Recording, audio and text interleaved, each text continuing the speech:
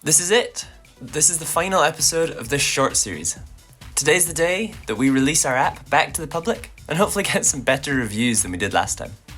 This app is a daily wellness tracker that helps users, mainly athletes, keep track of their physical and emotional wellness each day. Over time, they'll get to see an overview and make training-based decisions on that. There's also a pro subscription option, which will allow coaches to create events or groups so that they can see the wellness across their team over a period of time. This episode is going to be all about adding finishing touches, polishing off the app so it's actually usable for the general public and not just our internal testers.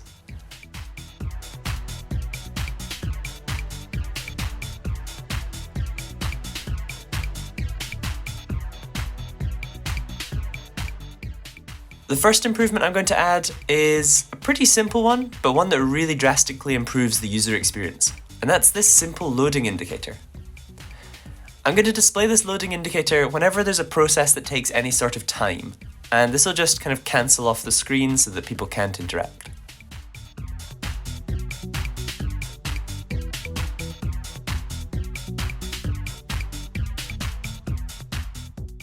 The second improvement was to improve this settings drawer. In here, I want to give the user the option to update account details, change any of the notification settings, and switch between a light and a dark mode. If we check out the account details section, we can see what subscription level we have, and if it's basic, then we'll get a big old button that says to get pro. After this settings section was finished, I wanted to add notifications to the app. The plan is to have a daily notification to act as a reminder to fill in the questionnaire, but I want to give the user access to decide when they should receive that notification. So if you're an early morning riser, maybe you want the notification set for 6:30. Whereas if you're like me, who struggles to get up in the morning, maybe one that's at 8:30 is a bit more reasonable. Remarkably, this was way easier to get set up on iOS than it was on Android. And that just never happens. On Android, there's all sorts of permissions you need to give in your manifest file, you need to define the icon that's going to be in the status bar, and I just couldn't get it working for ages. iOS, however, super easy.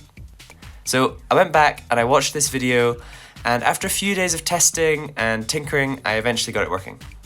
Now, shout out to my friend Jack for helping test this on his own phone through the internal testing method. It was super helpful to have a sort of backup opinion and a backup tester to see if things were actually working the way I thought. After we finished notifications, it was on to working on our light and dark theme. And actually, this is one of the hardest parts. Not technically difficult or anything, but it's just hard to get something I think looks good and that I'm actually happy with.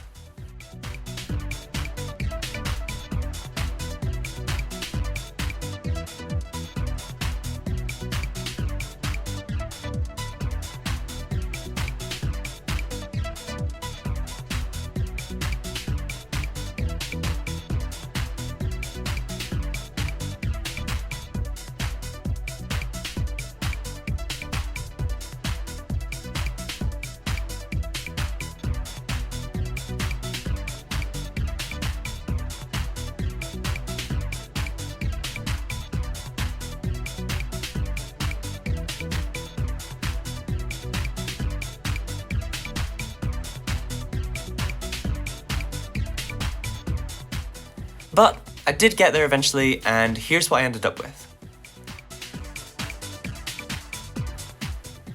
Actually, in the light theme, I really like this orange accent colour that we've got. And initially I thought I would prefer the dark theme, but now the light theme is definitely my favourite. But I'll leave it up to you to decide. After we finished up with that, it was on to designing our onboarding functionality. This is pretty simple, it's just a few pages explaining the app with a couple of screenshots. But hopefully it's enough to give you an idea into the app and kind of how to use it. And I also wanted to make sure I show the users the paywall before they enter the app. Anyways, this is all of our functionality and tweaks kind of finished. Now it's just time to start working on the release. And the main thing that I wanted to change was the name. Now, I'm not very inventive, and so I roped in the help of Chat-GPT to come up with a few names. I've not used Chat-GPT much, so this was definitely a bit of a learning curve for me as well. And it didn't give me an exact answer, but it got me close and it helped generate some ideas. And that's us. AthleSense is done.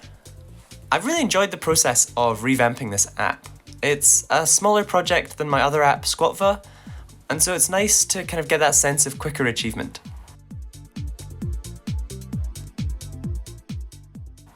Now that I have everything finished, it's time to get it uploaded to the app and the Play Store. I need to let that person who left me the review, I need to let them know that I fixed it, and I also need to get some promotion out there. So if you want to download the apps, check out the links in the subscription. Otherwise, don't forget to subscribe and join me next time for an update on Squatva.